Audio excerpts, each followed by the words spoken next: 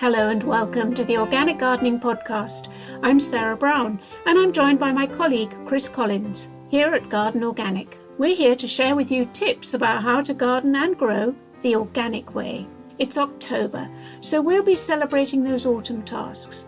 And our post bag includes questions on whether to plant a hedge, is it okay to have spiders in your potting shed, and what to do with all those green tomatoes. Our guest this month is the wonderful George Anderson. Chris travelled up to Scotland to chat with his old mentor and discuss his long history of gardening. When I got into horticulture and gardening, I was the bottom of the pile of three. Even the dog was above me. But before we start, I'd like to give a big thank you to our sponsors, the Organic Gardening Catalogue. Why not check out their catalogue online at organiccatalogue.com. You'll find a complete range of organic gardening products from seeds and plants to equipment. I urge you to look at their range of organic narcissi bulbs. There's the ever-cheerful little tete-a-tete and the gorgeous pure white Thalia. That's organiccatalogue.com. And if you're a member of Garden Organic, you'll get 10% off. So now I'm off to meet Chris in the potting shed.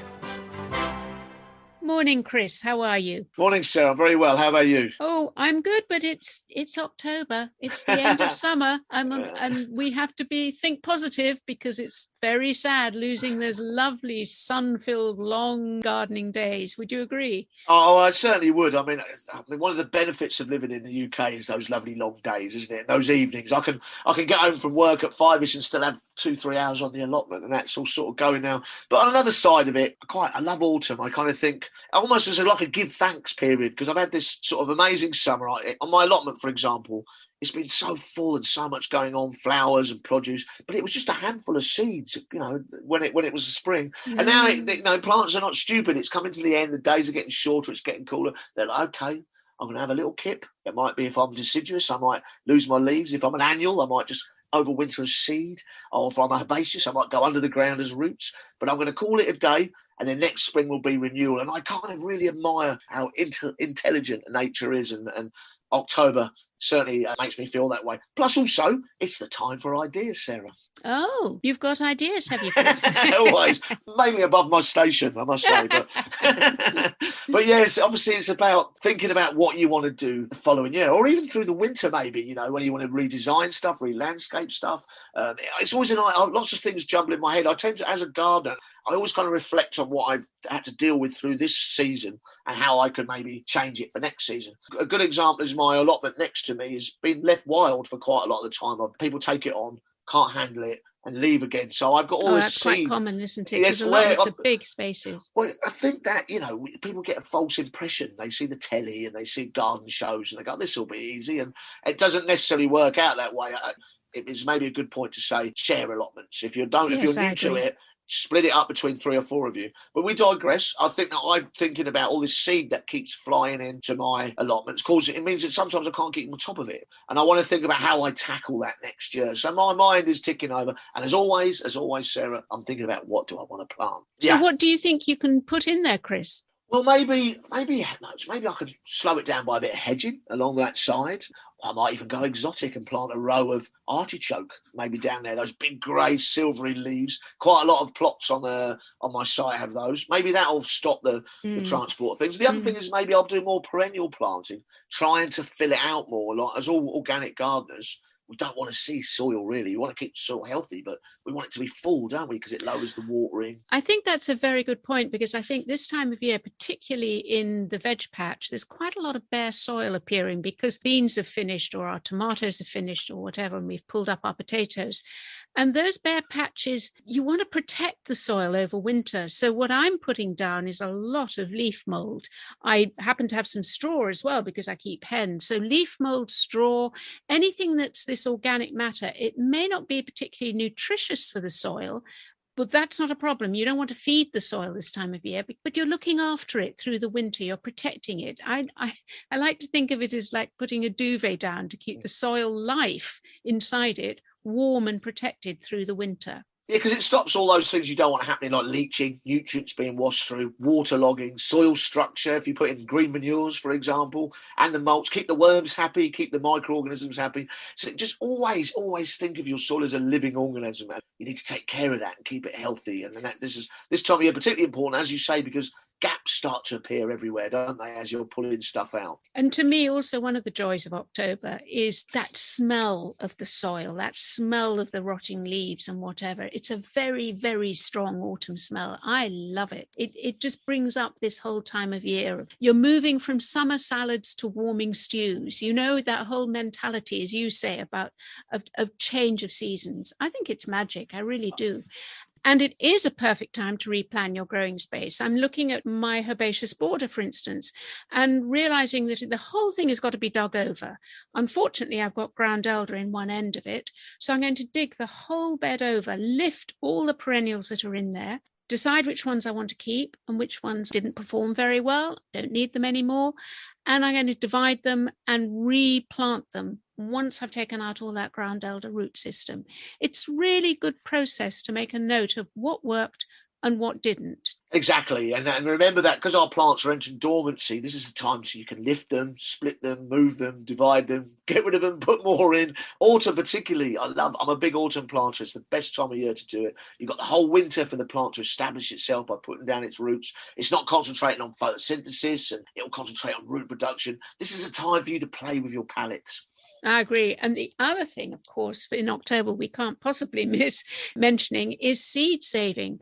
I'm trying to save seed everywhere I can for the simple reason that if it works, brilliant. If it doesn't, it hasn't cost me anything. So I'm looking at all the flowers that have seeded themselves amongst my vegetables, things like marigolds, nasturtiums, snapdragons, larkspur. They've all put themselves in there. I'm now saving the seed heads into envelopes. Who knows, maybe they'll grow again next year.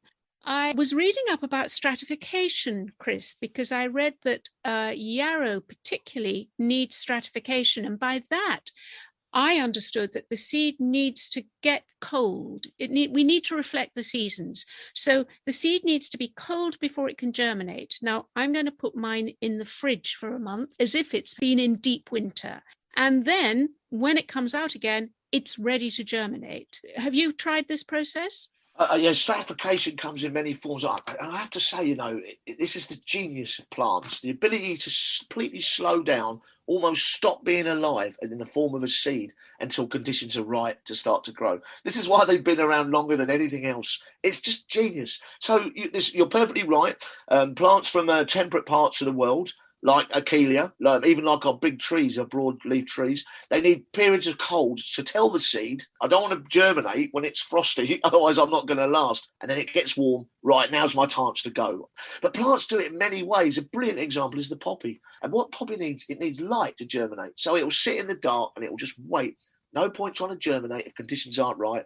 And then obviously during the fields of the war, the bombing campaigns, it turned up the poppy seeds and they all germinated. And they can live 100 years under the soil in the dark before you get right opportunity. Another brilliant example is if you go to America, the big redwoods, the seeds are the size of a bit of dust, but it needs fire, it needs heat in order to germinate. It happens in many ways, in many, many different ways. It is absolute genius. If you want an example of how amazing plants are, look no further than stratification. It's incredible. Oh, and what about bulbs? Just the thought that this bulb is down deep, deep, deep dark in the soil, and yet somehow in its DNA, it knows when to start sprouting.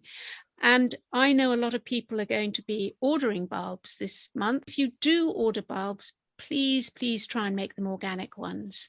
You've talked before about the amount of pesticides that are used in bulb production, Chris, and I think it's something, if we can, we should avoid it. Well, they soak them in them, don't they? I mean, it's a big industry. The movement of the organic bulb is really growing now, and it's done through agroforestry permaculture, so they plant them in with other plants. They do a 6-year cycle, which means that natural balance then arrives in the soil to keep the pest and disease down. It's a longer process, but it is getting more and more popular, and that means it's going to get cheaper and more available to us. And obviously at the moment there's problems with, we don't want to go into politics, but things coming in and out of the country, but that leaves at some point. Always look to organic bulbs. And I grew nothing but organic bulb on my balcony this spring, and it was a wonderful display, and I was chuffed with that. It wasn't too expensive, and I just got this incredible display without putting poisons down.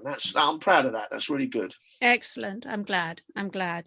And of course, since we're talking about planning and what worked and what didn't work, I guess we've also got that mentality maybe of tidying up a bit in the garden now that the summer growth is over. as always, the big message is don't be too tidy, because the garden isn't just yours. The garden also belongs to the insects, the small mammals, the birds, all the other wildlife that lives in it. And they need shelter during the winter. So a pile of dead leaves, twigs, grass stems will provide that perfect shelter for them. You're quite careful on your allotment, aren't you, Chris, about that? It's interesting because being a trained gardener in my early years, we were very obsessive about neatness and tidiness. You know, you edged the lawn and you pulled the weeds out when you saw them. But it's interesting how it's changed. Now you start to see it differently as an industry, but also as the general public, is that it's a shared space. We use this expression over and over again, don't we, Sarah? But I am, as a gardener, I like things to be quite tidy. I just do. And so what I tend to do is I deliberately, quite artistically, I like to think, make habitat piles. I have them through the allotment on the winter. So it's not haphazard. I'm planning it, but I'm making that provision because I want that to be a shared space. And obviously winter's a hard time for wildlife and you need to make sure it's looked after. I like that. I like the idea that being untidy doesn't mean to say it's got to look ugly as well. I think there's a thinking behind it. And then, of course, finally, we're bringing plants in this month before the worst of the frosts. Pelargoniums, begonias, those plants that we love and we can keep growing over the seasons. Just if you do, I think it's important to check that they're not diseased in any way, because you don't want to bring the diseases indoors. So make sure that any leaves that are dead or dying or looking diseased, strip them off and only bring in a really healthy plant. Yeah, I tend to reduce mine as well. I tend to reduce the leaf surface area. They're going into dormancy. So if I have a pelargonium, I've got some beautiful pelargoniums on the balcony, I will take them down by 2/3. So there's less leaf, less foliage. They're not transpiring so heavily, and I'll sit them quite dry inside over the winter. I'm a big seed sower, so a lot of my stuff is seasonal. Most of it will go on the compost bin, but I've got a few odd favourites out there that I want to bring in the house. Yeah. And Chris, we're back to your favourite bit, which is your plant of the month. What are you going for this month? Well, I'm going to go for Corilus this month, the hazel, okay? This is a native plant. You'll see it many places, but it's actually quite a clever plant in the way that you can use it in your garden for other things as well. If you left it as just one tree, it would get quite tall, 30 foot maybe. You don't need to do that. It will coppice. So for many, many years, we've used both hazel and hornbeam as a timber, as a supply for crafts, country crafts, also to grow your sweet peas up, etc., etc. So if you want one, don't worry if you've got a small space, because you're just going to coppice it, which means you let it put on some growth, then you cut it hard back and let it shoot again, and it'll become multi-stemmed. You get these beautiful growths on it, quite thin stems on it, very, very beautiful. And what you do is you thin that out every year as the years go by. I think if you put it in a big pot, and you fed it and watered it properly, you could probably even grow it in a pot as well. But it's both a very beautiful plant. It's what I call a backbone plant. So if you put it in a border, you can plant lower around it. It's got these beautiful big leaves, really beautiful autumn colour. The birds love nesting in it. It's a win-win all round. Sounds lovely. So that's a hazel, Corilus. Yes. Great. Thank you, Chris. Okay, well, look, enjoy your October and enjoy your planning and your hot cups of tea when the weather gets cold. We'll talk next month. Thanks, Sarah. Good luck with lifting your perennials. Thank you. And that damn ground elder. Cheers, Sarah. Bye then. And now it's time for our special guest, George Anderson. George has a long and distinguished horticultural career, from a pot-washing gardener's lad to head of the School of Horticulture at the Edinburgh Botanic Gardens. Chris was one of his students back in the day, and he took great pleasure in meeting him earlier this year. Well, welcome listeners to the Garden Organic podcast interview. I am treated today because I am in sunny Joppa in the lovely city of Edinburgh with my old mentor, George Anderson. I think that may be quite a lot of you might know him because he's a TV star these days. But actually, there's much, much more to him than that. And a horticulturist, and I'm going to say this without giving away our ages, but I think between us, George, there's about 85 years of professional gardening here. Well, I've been gardening since I was 16, so that's 61 years. Wow. That's incredible. Well, that's a lot of wisdom build up. Now, I've got to ask about background. How did you fall into it? I was born into a farming sort of family. Father was a smallholder, and uncles had farms. And when we used to go and visit, though, the first thing that happened when you went to visit your relatives was you got dragged out to the garden. Right. And you had to go round the garden, and so you were kind of absorbing all this information by osmosis. Now, I had one uncle who used to take me out fishing and things like that, and he was the guy that I sort of focused on.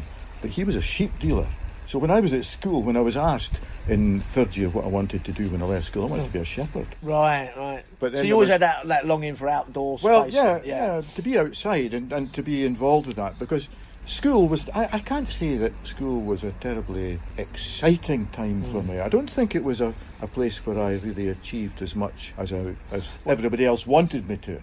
So mothers are wonderful. Oh, yeah. Mother had seen an advert in the local paper where one of the local estates was looking for a gardener's boy. So that was how I started, and that place was Smeaton Gardens, East Linton. So you started like real sort of proper apprentice then, right at the bottom, washing the pots and doing the weeding and doing all the physical stuff. And all of a sudden I realised that, I left school with not one academic qualification. I had nothing, right? No highers, no lowers, no O-levels. When I got into horticulture and gardening, I mean, I was the bottom of the pile of three. Even the dog was above me. So I was the one that was the butt of jokes, but I learnt. And that was the thing. I was taught extremely well by the head gardener. And we had everything in the walled garden. Yeah. We had bedding plants, trees on the wall, we had vegetables, we had cut flowers, dahlias and things like that. We grew cauliflower plants and leek plants in frames, which we then pulled and bundled up into 25s and sent all over the country.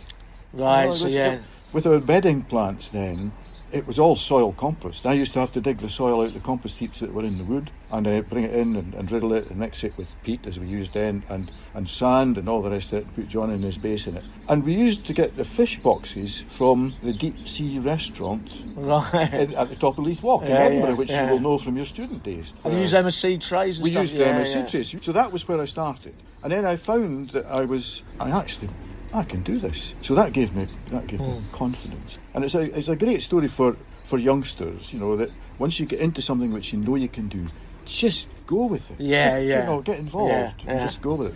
How much has it changed, do you think, in practice between when you started off as a gardener's boy to here now, where we are now? When I started, it was all soil-based compost. So you were making your own, basically? Making your own compost. You had 7 parts of soil, 3 parts of peat, 2 parts of sand. We should do it with wheelbarrows at the Botanic. Oh, that's right. And then you mix your fertiliser in with that. And then what happened after that was that we had these UCA composts, the University of California composts that came in, which were the pure peat ones. Right. Because all of a sudden peat was the king. It was the thing which was you were able to grow almost anything in. And it's kind of tidy, isn't it? Yeah, and it's tidy. It doesn't get too dirty. All that. Do you think that all plays a role? It's easy to package and move around. That's right. And then remember that we went from that. We've now gone on to Coir, which I'm not a fan of because I don't believe that it's as viable as it is, as people say, because it's got to come from such a distance. Yeah, because the air carbon involved. That's right. So I now, in my own gardening, I use the wool and bracken one, right, which is the Lake District product, and I also use one which is pure bark based. I tried to keep away from the wood fibre and the domestic waste one or the garden waste. Yeah, that's one. Interesting. Because the domestic waste one tends to make a good mulch, but I wouldn't be growing my seeds in it. That's but it's interesting that you've gone like most of us have. We've kind of moved. We've recognised the peat problem and we're moving away from it. Garden Organic is always promoting making your own compost, and I think because we're so used to everything being packaged and presented to us, people see that as a far off thing. But it's not that difficult to do, is it? It's not. Well, I mean, I've got a compost heap at the allotment. I have an allotment as well, or 2 compost heaps, one that's in use and one that's making itself. And then round the side of the house here, I've got 3 bays. So the middle one is where all the household scraps and everything else goes. That's the current one that we're filling up. The one on the right-hand side has had the compost put into it, and you keep adding to it, and it keeps going down, it's decomposing, and all the rest of it. And then the one on the left-hand side is the one that we filled last year, and on top of that I will plant courgettes this year. Right, you'll actually plant into it. Plant courgettes into it, and we get a crop of courgettes off that, and then all of that will be cut, put into bags and taken to the allotment. Right. And that feeds the allotment. But what's interesting is that the tomatoes that you didn't use in your salad you throw in, And so you've got tomato seedlings, you've got seedlings of courgettes, there was seedlings of squashes coming up, and apples. I didn't realise there were so many apples. Well, at least you know you're on a healthy diet. Well, that's right, that's right. And I think it's also important, I think, with artificial fertilisers, one thing I've learned over the years is they're kind of quick fixes. So you put something on which is say Osmocote or a slow release, or called a slow release, but it has like a peak, a quick rush of fertiliser. Yeah. Whereas compost breaks down, it loses its nutrient much slower, doesn't it? So It does. And it also conditions the soil, so it's better for longevity. It's a win-win situation, and if you want to go down the route of no dig, for example, it's quite good. Your own compost on the top. If you can put it down early and get the weeds to germinate, and then we used to talk about the stale seedbed technique, wasn't it? Where you rake the soil level and you left it for a while, and then the weeds germinate, and you hoe it, and then you leave it for a while, and then it germinates again, and you hoe them off again, and then you sow your seeds. Yeah. You've not got any weed seeds left because you've let them they've come up to start with. Yeah. It's quite interesting as well. Sort of the environmental and the organic stuff's got real traction within our industry. But we were practicing quite a lot of this previously. Like the wooden trays is quite a good example. And if anything broke, it was fixed in house, wasn't it? And this kind of thing. Do you think this is where we need to be going back to as an industry? Consumers, I think we can go back that way. Right. I think in home gardening, I think we can go that way. I mean, for example, I'm friendly with the local fishmonger here, so I use a lot of expanded polystyrene boxes. Yeah. Right. People say, "Oh, you shouldn't be using that." And I say, why not? Because it's where my apples get stored outside. Yeah, so you're not throwing them away. No. They've been there for about 5 years. So the issue is if it's single use, it's what we do with the stuff. Well, single-use plastics, for example, milk bottle cartons and the fruit cartons that you get your strawberries or your grapes in, these deep ones, I use them for sowing seeds. Yes, and so that's an interesting point. I keep plastic pots because that's what I tend. When you buy stuff, it tends to come in that. And I keep a load of them, and I look at them sometimes and think, I shouldn't be doing this, it's building up. I use every one of them. Every one of them has got a plant in. Oh, yeah. And then they'll all be put back in the tray at the end of the... That's right. And they'll go again next year. Not necessarily washed, though. I do worry about the single plastic use. But the black pots, for example, I go into the supermarket and you see these deep pots which are used for the black pots which are used for the flowers. Yeah, the flower coming. Good for runner beans and stuff like that. Well, I grow my daffodil bulbs. I grow a lot of daffodil bulbs for showing and things like that. I grow a lot of them in them. But then I also use those. I cut them up and use them as labels. Right. It's brilliant. Yeah. And a black label in the soil with white writing on it never shows up. It doesn't show up until you look for it. Whereas a white label, it's right in your face. Like so that's a good tip, isn't it? How to use. So you are bringing that recycling. Yeah, we've always been quite good at using assets as gardeners, haven't we? We've never been wasteful. I don't think. That's right. I think there's a little bit of a peak of people being interested in our subject, but also we'll bring in the environmental and the organic concerns. And so, what would be your advice to them if they were going to come into the trade now? Oh, that's a big question, isn't it? That's a killer. That one. That's a conversation stopper. Well, I would say that the one thing that people have got to be interested in when they come into the industry is they've got to be interested in plants. Because they're not going to make millions. No. This is not an industry where you get paid huge amounts of money. But by Jove, it's an industry where you can get a huge amount of satisfaction and where you can be doing something which has enormous benefits, not just for you, but for everybody else that you're supplying, everybody else that's your customer, everybody else that you're dealing with if you go into a local authority.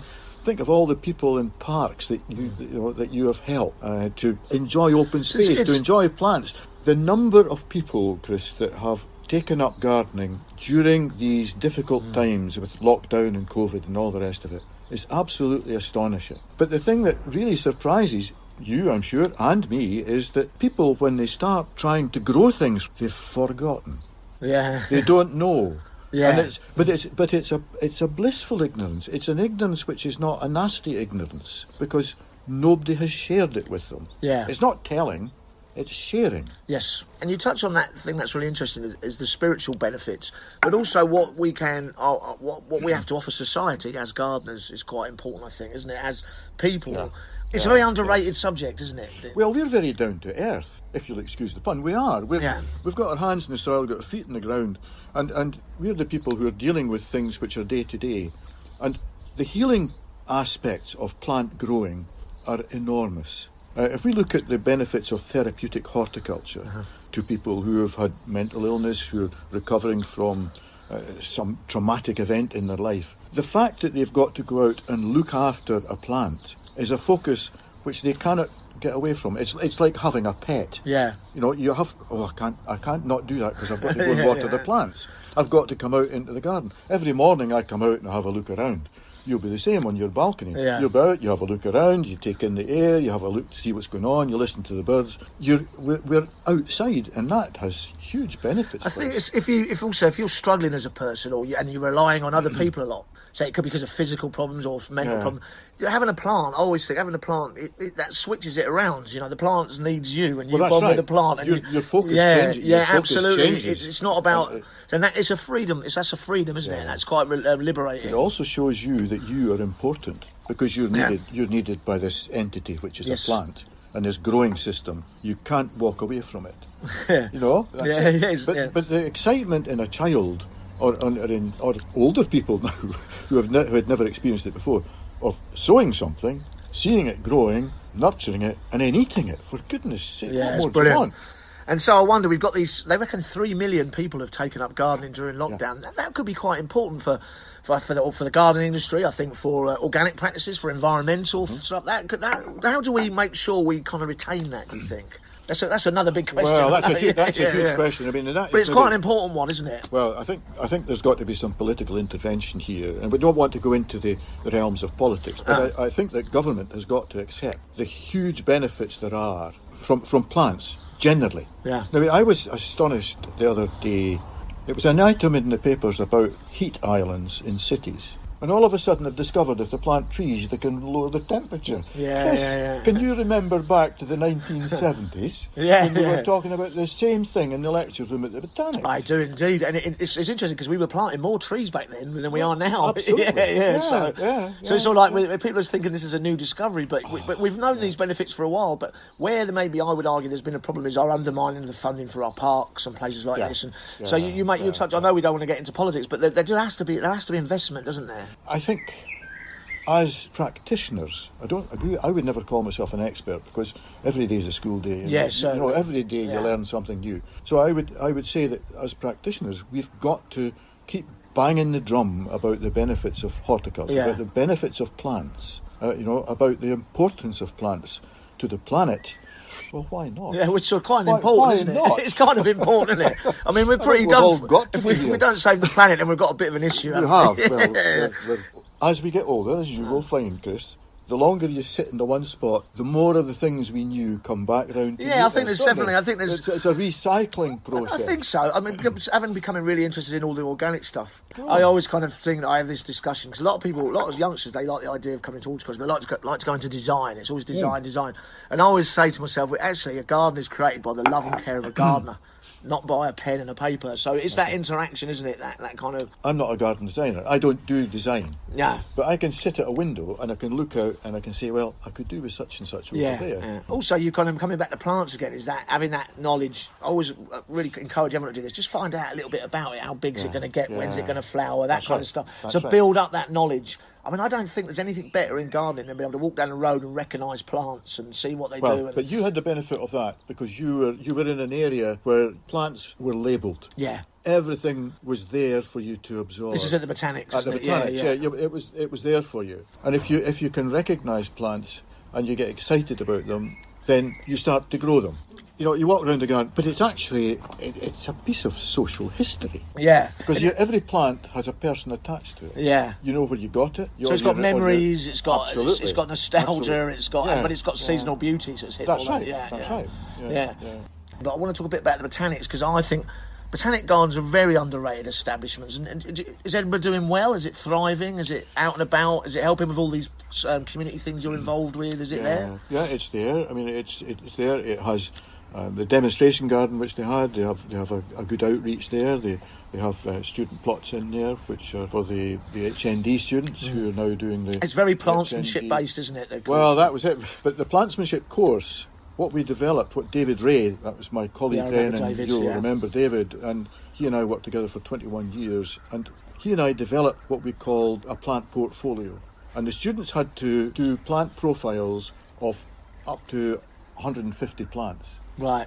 And what it did was it made them look at plants. It made them really go and look, see where they came from, how you cultivate it, how you propagate it, how you do this, how you do that, how you use it in society and everything, of course. And there are now some brilliant plants people coming out of there. Like absolutely. That. Quite interesting, because in the 90s, I remember there was all the courses in that, the sort of the BTEC places, learn how to lay a patio, learn how to build. There wasn't any emphasis on plants, and so I find now, if I want gardeners, I find I struggle to get good plantsmen because there wasn't an emphasis on one point. So you kind of fill in a gap there, aren't you? But there's a problem in education now, is that a lot of it is non-practical based. There's no practical basis for it. Which is a bit of a disaster for gardening, I'd argue. It's an absolute disaster. It's an absolute disaster. We don't have anybody learning through their hands. Yeah. And the thing is, if you can learn through your hands, by Jove, it sticks in your mind. Yeah, you never forget it. You've done it. The other thing that we're flitting about here, you mentioned hard landscaping and this and that. Think of the damage that all this hard landscaping has just done. Cement alone as well. And it's incredibly environmentally bad. Water shedding as well. Yeah. I mean, there's driveways and all this. Driveways, but there's also the CO2 that's used up or created while you're making it. Then you put it down and it sheds the water and it causes flooding. And oh, come on, stop it. Right. Well, let's finish on something nice and jolly, because I know I find this amazing. You retired quite a while back. In fact, I remember when that all happened, and you've been busier than ever since. And one of those things is you're now a TV celebrity, aren't you? So tell me, how's that? How have you found all that? Well, I don't Because it didn't surprise me. You would struck me as someone who'd naturally be able to do that, and that's how it's been. So but it wasn't easy. No, it wasn't easy. What was a joy was that I used to watch Beechgrove, the programme we're talking about here, and the person who germinated that was Jim McCall. Yes, I know Jim. And Jim recently retired, big Jim McCall. Retired, but Jim was in many ways my distant mentor. Right. And he was the guy that, I always kind of aspired to be like. He became a trustee of the Royal Botanic Garden, Edinburgh, when I was there, and so I got to know him a bit more there. Incredible plants, man. Oh, huge. Yeah. But knowledge, just his breadth of horticultural knowledge was incredible. Yeah. He came to the Botanics as a trustee. Then eventually he was the chairman of Gardening Scotland, which was the Chelsea-like gardening show which we had at Ingliston. And then we got Beechgrove. And so I was invited to go and do a screen test. And I remember one of the screen tests I did was for the programme which they were going to do in Northern Ireland. But it turned out I was too Scottish. Did it really? I've had the two Cockney thing many a time, mate. But anyway, I was like a rabbit in the headlights. Well, it worked because they've used you, and now you're steadfast on it. 50. You must be quite well known in Scotland now, I should imagine, even down south, because it's very popular down south, Beechgrove now. We get it on Sunday mornings, and people watch it. Yeah. I can remember years ago going down to an AGM for the RHS. I was on RHS Council, and I went down to AGM at Wisley, and I walked in to the tent. And there was a lady on the door, and said, oh, you're him from, I said, from Beechgrove. Yes, she says. I said, oh, do you watch it? Said, oh, yes, I watch it every week. I said, now, where are you gardening? And she says, well, I garden on the south coast near Southampton. I says, is the programme any good to you? Oh, she says, yes. It tells me what I should have done a fortnight ago. It's so true. But it's a smaller space garden. Yeah. But also I think it's very it's less magazine-y, more informative. I find it. If that makes sense to you. It's you learn things out of it. I think telly's always a danger, isn't there? Of it all being sexy shots and whatnot, and then that's one of the dangers. But saying again about Beechgrove as well, if you want gardening tips, organic gardening tips, there's plenty of them in there, isn't there, as well? Well, we're now being quite actively going down the sustainability and the organic. It's the way we're going, isn't it? And peat-free. And peat-free as well, And even the big boys like the RHS are getting involved with the peat-free stuff as well. So there's no kind of turning this back, is there, really? There isn't. There is big improvements on peat-free composts. When I first tried to use it 20 years ago when I was at Westminster Abbey, it was useless. It was rubbish. It was a waste of time. Yeah. Awful. But I think too, Chris, that there is a problem. It's a question of knowing how to regulate your irrigation. Yeah, it's all down to watering, do you think, in many ways? I think it's all down to watering. And I find that with some of the wood-based ones and the bracken and wool, you've got to be careful how you water. You have to. That's really interesting. You say that. speaking to your plants, but it's being there every day and looking at them. Mate, just feeling the atmosphere. I always kind of thought, I always think of watering as my bonding exercise, because that's when you're assessing what the plant's condition and all that kind of thing. Right. But it's interesting you say that. For all gardeners out there, you're using peat-free, and you're using sort of homemade compost, attention to irrigation is fundamental, isn't it? In some ways, it's the most skillful job a gardener does. And I'm glad, it's really nice to come up in Scotland as well. We're always down south a bit too much, so it's nice because I have to say this, horticulture to me is very much a Scottish thing. It's ingrained in your culture, isn't it, up here? It really is. All the big collectors were Scottish, and I think it's... There was a thing in Scotland, I think because of its religious centering. The Protestant ethos in Scotland was all about sharing and so forth. So what happened was that you get people like Forsyth going down to the RHS, and they had knowledge of Scotland, and they would then, when a Scottish guy came down as a head gardener, come and work for me. So all the lords wanted to have a Scottish gardener. Right, so they became the in thing, basically. Because they were well educated. They could read and they could write. Yes. And that's really interesting. I mean, because Hooker set up Kew, didn't he? But he was from Glasgow. He was a Glaswegian, wasn't he? And Forrest and all these people were all Douglas, all Scots, weren't they? They were Scots, and they were hardy. This was the other thing, that they don't take much to look after. They're hardy. They'll survive on next to nothing. So we'll send them och. Yes, they can deal with that East Coast weather, mate. They'll deal with anything. Well, I'm still am to this minute very proud to have been educated in Scottish horticulture. So hopefully we take that forward, George. And really nice to be here. Really nice to see you again.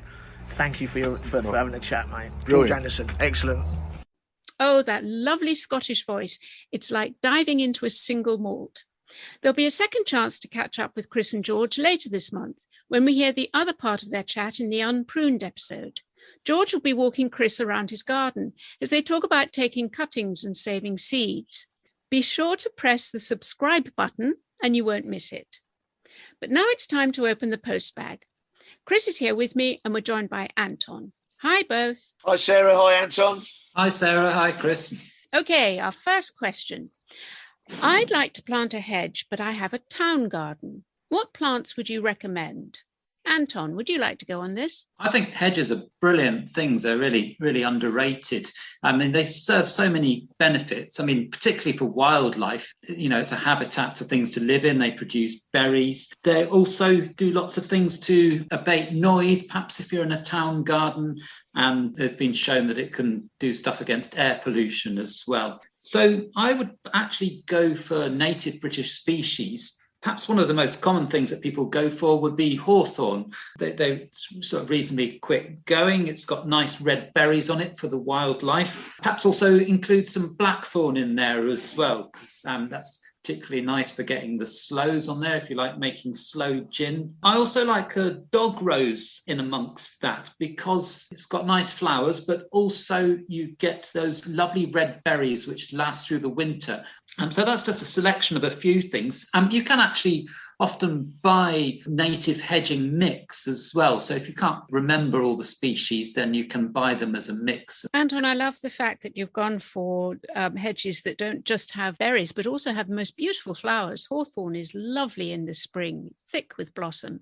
And yes, a hedge is such a good idea for wildlife. It's not just birds, but it's also small mammals, maybe hedgehogs, mice, and insects, of course, which will be able to find shelter in the leaves at the bottom of the hedge. Chris, I think it's worth talking about how to plant a hedge at this stage and also a bit of maintenance. Certainly, yeah. Well, this is the perfect time of year as we come into the autumn to plant a hedge if you're thinking about doing it, especially if you're going to do bare root, which is how I would like to do it. Anton mentioned bundles of native plants. You can buy them as bare root from probably actually a local nursery, so your carbon footprint will be quite low. And that means it doesn't come in a pot. It comes in a bundle wrapped in hessian, and it comes as whips. So a whip is a very young plant, a very young tree. So if you've got a blackthorn or a hawthorn, it would come maybe as a 1-year-old plant, and it'd be about maybe a foot and a half. But how I'd practically go about it is first I would measure the area I wanted to put the hedge, and I'd put down a line. I'd put 2 pins in a line. Originally, you would have dug a trench and you would have composted that trench. You'd put some good organic matter in. You'd fork that into the bottom of the trench and put the soil back. For those of you who are lovers of no dig, which I quite understand, just put the compost on the top Okay, so let the worms pull it into the soil. But you put that line down for a reason, because you've obviously then you can calculate how many whips you need. I would plant always on a stagger with my whips, okay? So I put them 30 centimetres apart, left, right, either side of the line. So you've got what's going to happen as those plants start to grow, they'll knit together, they'll bond, and they'll start to form your hedge. Once you've got those whips in, the first thing I do come the next spring as they start to put on growth is I would get rid of the apical dominance, that first shoot down to the first bud. So I would knit the top out just so you get them to laterally shoot, okay? So if you, in your mind's eye, if you can imagine, you've got this stagger of plants 30 centimetres apart in a sort of diamond formation. As they grow, you knock the top out, they then put on lateral growth and they start to knit together. And as the season goes on, start to nip out the laterals, which are the side branches, to encourage that thickening. Be very aware when you cut your hedge, if you're pruning out the side, that May tends to be bird nesting time. There'll be full of birds in there, so be careful not to cut or interfere with that. Make sure you do it later in the season. Oh, wonderful, Chris. That was put so beautifully. I think the other thing I like about the hedge is that it softens boundaries. And I think if you have a town garden, you've probably got a fence or a wall between your neighbours. And how lovely to soften that hard landscape. Would you agree, Anton? Yeah, it certainly does soften the boundaries. You've got some nice sort of green rather than that sort of stark appearance of the fence. I've lived in perhaps some of the rougher areas of cities in the past as well. It's a very good deterrent for people leaping over fences into your garden. Yeah. Cutting through blackthorn, which has quite nice spikes on it, doesn't it, Anton? Would probably give you a shock if you tried to cut through it. It's just that thing, make your place a little bit more difficult than your neighbours to get into. Well, I hope that's inspired our listener. Actually, whichever garden you're in, whether it's town or country, I think hedges bring huge benefits. Okay, moving on. This is a nice one. My wife says I should leave the spiders who seem to be all over my potting shed and in the greenhouse. Do you agree? Chris, what do you think? I think so. I think, hey, kids, leave them spiders alone. I think I'm not a great expert on spiders. I have a lot of them on the allotment now. As the autumn kicks in and the sun gets lower, the garden spider, well, I don't know its Latin name, its scientific name, but sort of brown with white speckles. It sits right in the centre of the web, but the web is incredibly beautiful. I'm always amazed at the amount of effort that goes into it. Nature, it always staggers you, doesn't it? That this small thing has just built this incredible thing, and you get the dew on it and the morning sun through it. Anton, are you afraid of spiders? I absolutely adore spiders. I always have done from a young age, really. They're a masterpiece in hydraulic engineering as well. Yeah, we need to respect them, basically. I've never heard them described like that, I have to say. That. Yeah, I mean, there's so many different types of spiders as well. I think it's worth knowing that not all of them weave webs as well. We've got things like the wolf spider, which actually relies on pouncing on its prey as well. Then there's the nursery web spider we find in our gardens, but it only builds a web just to look after its young. It makes a little tent for all its babies to live in. I think the thing to remember is that spiders very rarely in this country are a threat to humans. And yes, they are brilliant at keeping down flies, aphids, wasps, any other sort of pest, what you might consider a pest in your greenhouse or in your potting shed. So I'm with the wife on this one. Leave the spiders. I think it's interesting that they're one of those creatures that humanity is somehow demonised. You know, like when I worked in Africa, the snakes were incredibly important because they keep down the rodent populations. And there's always a reason for these things to be there, rather than myths and ghost stories or whatever we make up about them. And a spider's web on an autumn day, what a sight that is. Okay, our last one, and I particularly like this one. What is your best advice for ripening green tomatoes? Anton, what do you do with your green tomatoes? Well, I must admit, I put them in a fruit bowl with the other fruit because I know that there's a gas called ethene which comes off ripe bananas and apples, which will help to ripen those fruits. Some people say they would put them in a drawer to increase that effect, to sort of increase the amount of that gas around them. But personally, I don't like doing that because then I can't see them and I'm likely to forget about them. I like to keep my eye on them as well, because it is important that you make sure that you remove any ones which are damaged or diseased. Sometimes I find the ones later in the season, there might be a few ones which are split, and those ones obviously are going to not keep so well. Chris, are you a drawer person or a fruit bowl person? I'm absolutely a fruit bowl person. I agree. You put them in a drawer and I would forget about them. I think there's more chance of them sweating, the humidity around them. You might get moulds in there. I had quite a lot of green tomatoes this year. I think one important tip I have, as I've learnt this the hard way, is if you juggle them in the bowl. Okay, juggle your tomatoes, which just basically means move them around, because the ones on the bottom might get a bit sweaty, a bit forgotten, and they're more likely to go mildewy. Yeah, I'd like to add to that, because we seem to have a sort of innate fear of a green tomato, hoping that it will turn red. But in fact, a green tomato is perfectly edible. It's not like a green potato, which might be poisonous. And not only are they edible, but they actually can be quite delicious. Well, we all know about green tomato chutney, but I make a really good green tomato salsa, which involves mashing them up with lemon, garlic, and parsley. It's really tart, really good. Anton, are you a chutney fan? I do like chutney, but sometimes I don't always have the time to make it. It's a bit of a time investment. So what I like to do is fry them up with a little bit of garlic and some mushrooms and have them on toast. And it's the sort of tartness of the green tomatoes goes really well with the mushrooms. Great. So all you out there like me who've got bunches of green tomatoes, don't panic. Put them in the fruit bowl or just get eating them. Thank you, guys. I think that's everything for this month. Thanks a lot. See you again next month. Thank you. Cheers. Bye-bye. Bye. Cheers. Bye-bye. So now we've come to the end. If you want to follow up on any of the topics we've discussed, visit the Garden Organic website. There's plenty of growing advice there, and you can also find out how to become a member of Garden Organic. We'll support you every step of the way on your organic growing journey. Just go to gardenorganic.org.uk.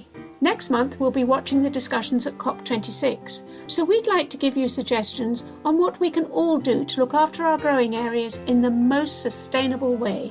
And Chris gets enthusiastic about bees. And finally, my thanks to the Organic Gardening Catalogue for sponsoring us, and to you for listening. Have a wonderful autumnal October. Thanks to Kevin MacLeod for providing the music.